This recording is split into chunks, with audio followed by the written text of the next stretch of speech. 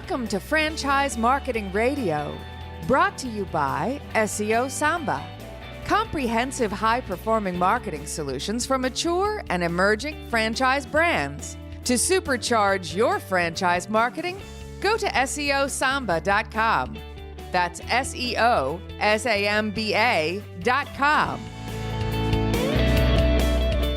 Lee Cantor here, another episode of Franchise Marketing Radio, and this is going to be a good one. Today we have with us Ted Beaman with MOOYAH Burgers, Fries, and Shakes. Welcome, Ted. Thank you, Lee. Great to be here. Well, before we get too far into things, tell us about MOOYAH. How are you serving folks?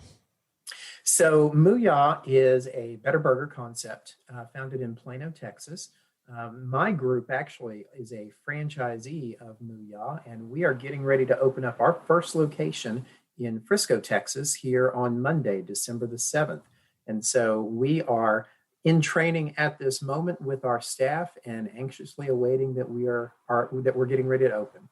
So now what drew you to MOOYAH? So a couple of things. One, my wife and I have lived in the DFW area for quite some time, and we were customers.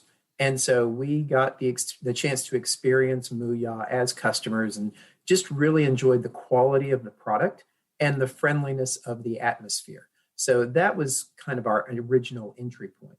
But then beyond that, I actually knew from the president of MOOYAH, Tony Darden, from a prior working relationship. And when he joined the company as president, it was something that just kind of triggered in me that I felt like they'd probably be moving in the right direction. And so we kept up with them.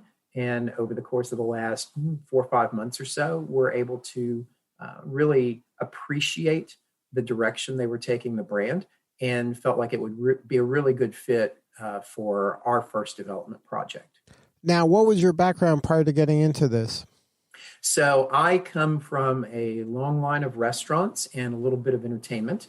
I also have 2 business partners that I work with, Greg Stevens and Sean McCullough, and their background is pretty significant in the entertainment and food space as well. For example, Sean is our operating partner, and he is a 20-year veteran of Dave & Buster's, having served as VP of operations for that brand. So we've got a pretty deep and wide level of experience in restaurants, entertainment, and hospitality space. Now, what's your vision of this relationship? Are you looking to just open up, you mentioned multi-unit, like throughout the Dallas-Fort Worth area, or just expand out through the region? What's kind of the vision? So the original deal that we've got in place with MOOYAH allows us to develop 10 new locations in the DFW Metroplex. So that's what we look at as phase 1. This gives us the opportunity to get inside the system, if you will, really understand how the business operates. And I'll tell you, Tony and his entire team have just been fantastic in partnering with us in order to try and make sure that they're offering the best level of support that they possibly can. Our intention is that these 10 restaurants will go very, very well. And we'd like to continue to expand not only in this area, but broaden out into the region and possibly beyond. Now, can you talk about kind of the decision-making process? When you decided, I guess the first decision was to kind of decide to partner with Sean and Greg and say, hey, let's do something together. And then that something became MOOYAH. Was that accurate? Yeah, absolutely. The first decision was definitely, hey, do we feel like we can complement one another and we can each bring enough to the table to help develop a portfolio of businesses? And once we had made that decision, then we start looking around for what businesses are truly relevant, where do we think we can use our experience and skills to make a difference. And really, in this world today, you have to also look at how is COVID impacting some businesses and what are their short-term and long-term prospects. And we just felt like MOOYAH checked all those boxes for us. Now, I've been doing a lot of these interviews, and I've interviewed lots of people with different business models throughout this pandemic, and some of them have adapted better than others when it comes to serving clients and staying kind of in business and thriving. Some of them are actually thriving in this environment. What about MOOYAH kind of helped you allay some fears that they'd be able to handle this, especially if they can handle it during this pandemic? Yeah, that's a great question.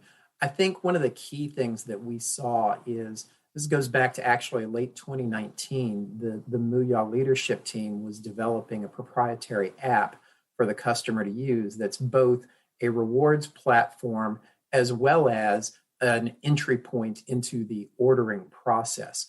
And as COVID started to unfold in late January and February, they just accelerated the work on that. So now they've got a really well-rounded app that, in addition to offering the loyalty, allows you as a guest to order directly, and you can either pick the food up at the restaurant in traditional to-go manner. They've got curbside delivery that you can do, and you can also have it delivered directly to your home through a third-party delivery service. So it really gives you a lot of flexibility as a consumer, and it gives you as a franchisee the ability to capture that latent demand however a consumer is comfortable in this world getting out and interacting with others.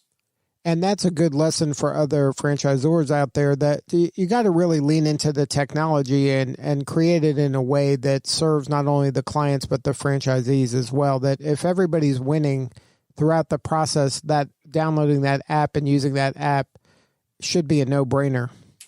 Absolutely. It's got to be a win for the consumer first and foremost, obviously, but then it needs to be a win for, in this case, the franchisee and the brand. And if all three parties are getting something out of that, that's the perfect transaction.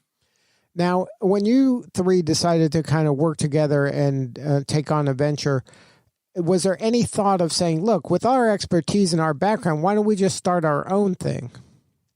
That is something that we have talked about and continue to talk about.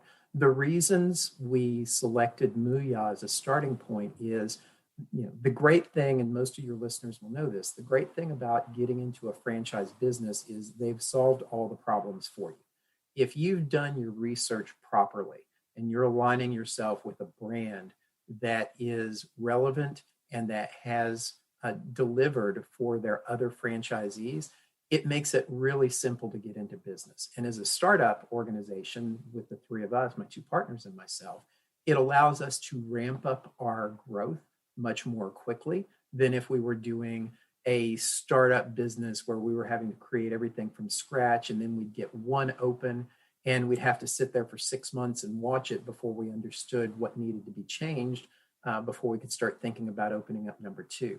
In this case, we know the business model works. We know the support is going to be there. So it's really a matter of getting our internal processes in place, getting the right real estate strategy, and then growing this, we hope, relatively quickly.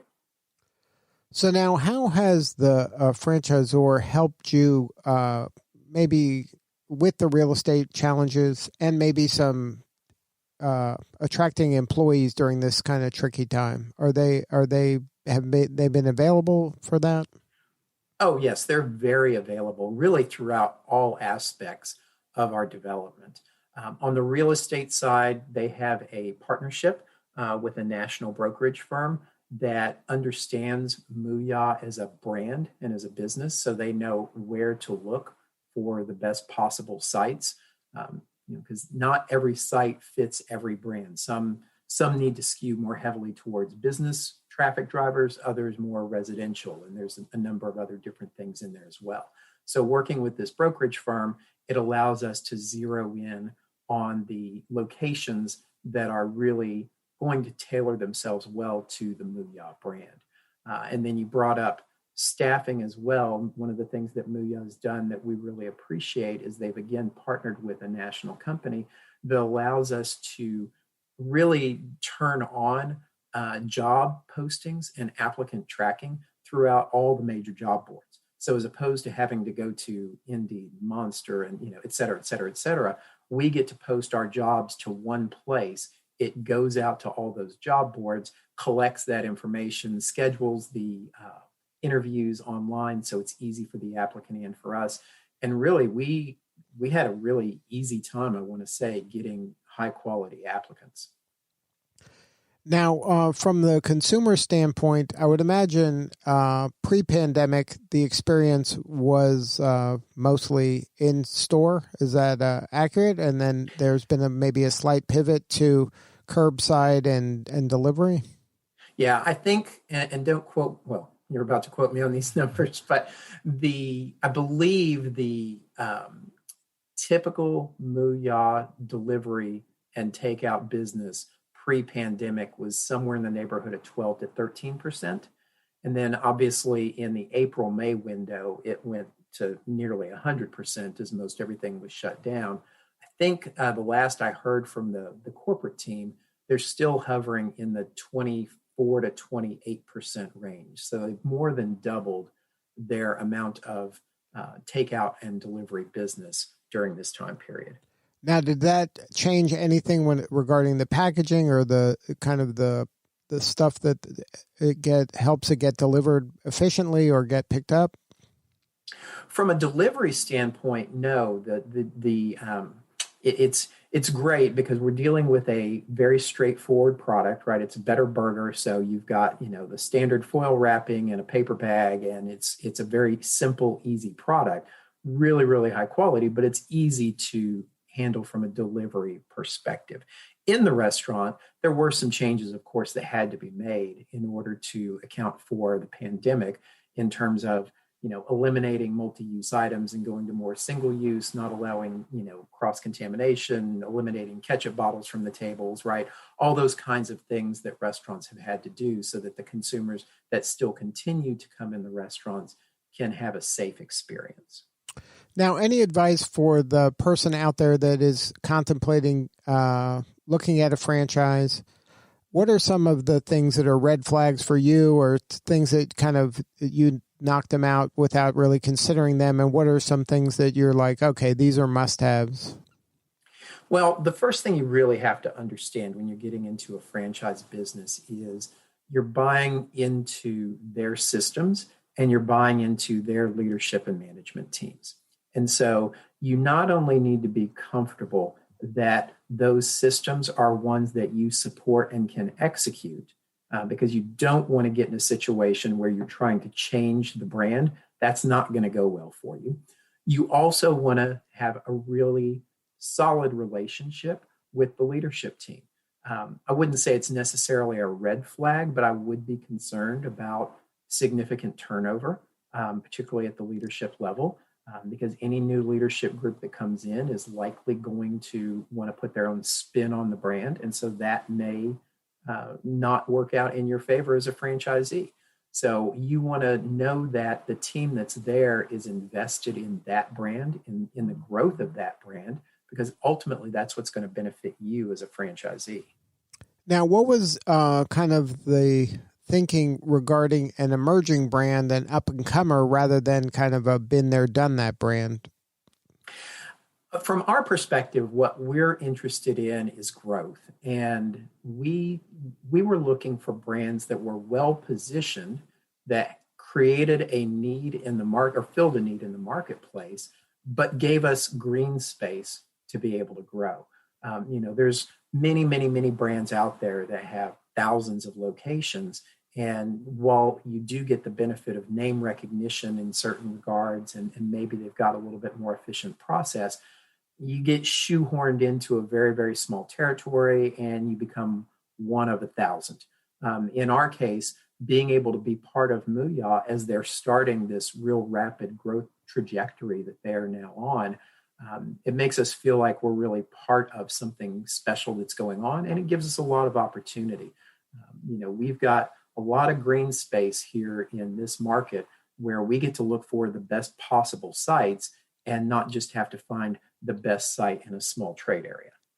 Now, you mentioned kind of an empire might be in your future. Are you looking at also down the road complementary brands also, or just lots and lots of MOOYAHs?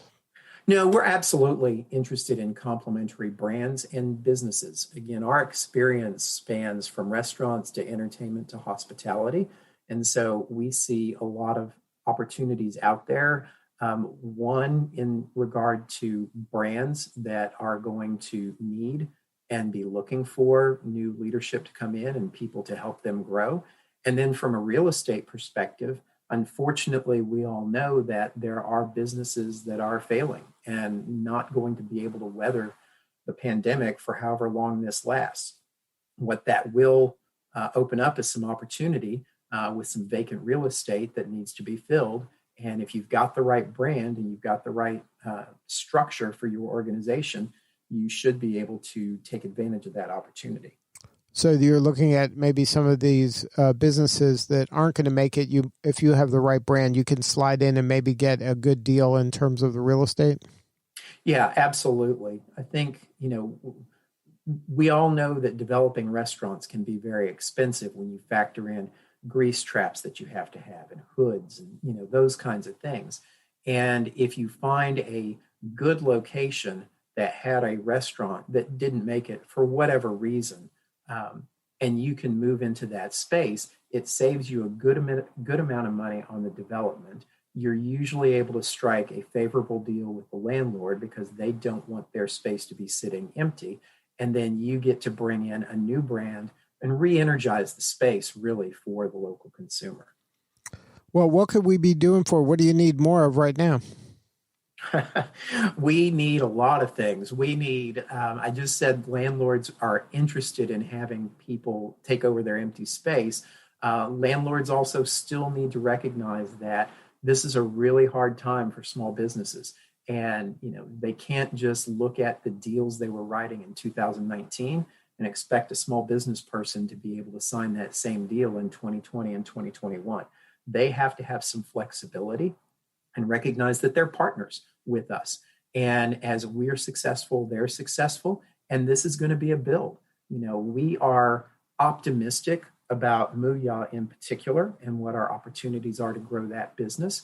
But we also know that it's going to be hard work because things continue to get worse right now as it relates to the pandemic. There is hope, hopefully coming very quickly with vaccines and therapeutics and things of that nature. But it's going to take some time, and we all need to work through this together. Well, if somebody wants to learn more about MOOYAH, is there a website? Absolutely. I think it's just MOOYAH.com is the website, and you can go there, and they've got information on their franchise program and everything that they're doing. And again, can't say enough about the team, the brand, the work that they've done, and feel really great about their trajectory and hopefully our role in helping them grow. And for you, if somebody wants to get a hold of you and your team and your management company, what's the best way to find you there? Yeah, so our website, we're known as Agape Management Company. And so the website is agapemgmtco.com. So it's shorthand for Agape Management Co. Well, Ted, thank you so much for sharing your story. Congratulations on all the momentum. And if there's anything we could be doing for you, please let us know and keep us updated on your growth. Thanks, Lee. It was a pleasure being here. Appreciate your time. All right, this is Lee Cantor. We'll see you all next time on Franchise Marketing Radio.